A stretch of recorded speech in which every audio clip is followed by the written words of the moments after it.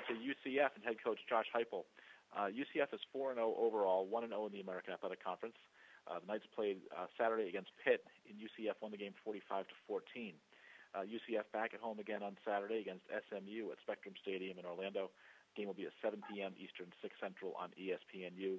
Again, as we mentioned at the top of the call, Mackenzie Milton from UCF is once again the American's Offensive Player of the Week. Coach, thanks so much for joining us on the call today. If you take a minute to tie up the game against Pitt, please. Maybe a word or two about Mackenzie's performance, very similar to last week, it seemed, and what you expect to see as you're back at home Saturday against SMU. Yeah, I was really pleased with the way we played in all three phases, besides the one return we gave up on special teams. Again, I thought defensively we played extremely solid. Pitched a shutout for 3.5 quarters until the subs were in. Played the run well, and again came up with another turnover, had an interception. Special teams wise, made great strides from the previous week, like where we were heading there, and offensively played explosive football. Mackenzie was decisive, accurate with the football. Did a great job with his feet once again, and has just really handled himself a great way here the last couple of weeks. So excited about what he's doing. We'll take questions for Coach Heupel, please. Star 1 on your telephone keypad. We'll put you in the queue. Then the operator will introduce you. Yeah, Star 1 for questions for Coach Heupel.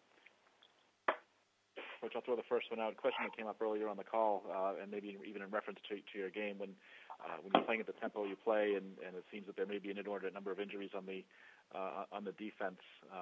Some maybe real, maybe some not.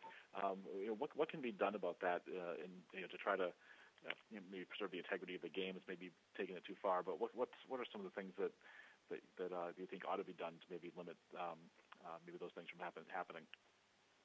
I mean, at the end of the day, everybody's concerned about player health and player welfare, so that has to be taken into account. When it's obvious, then to me, that's going to end up having to be a call from the officials. A delay of game penalty, whatever it might be.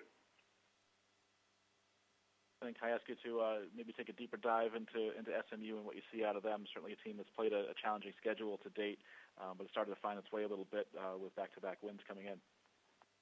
Yeah, I think Sonny's done a good job as a head coach for a long time. Year one, like you would expect, they're getting better every single week. You watch them; they're continuing to grow and play better football. Dynamic playmakers out on the outside offensively at the wide receiver position, and great speed and a quarterback that's getting better every single week. Athletic, poses issues with his feet as well as his arm. Experienced up front. Be a great test for us on the defensive side of the ball. Special teams, they've won games because of their return unit. So, it'll be, again, something that we got to shore up from the special teams point of view. And then offensively, they're multiple on defense, big and thick up front. And their second level is as athletic as we've seen downhill, and do a great job of playing in space as well. So, it'll be a big test for us on the offensive side of the ball as well. Thank you for that answer. We'll put one more swipe out for questions for Coach Heupel, please. Star 1 on your telephone keypad if you have one.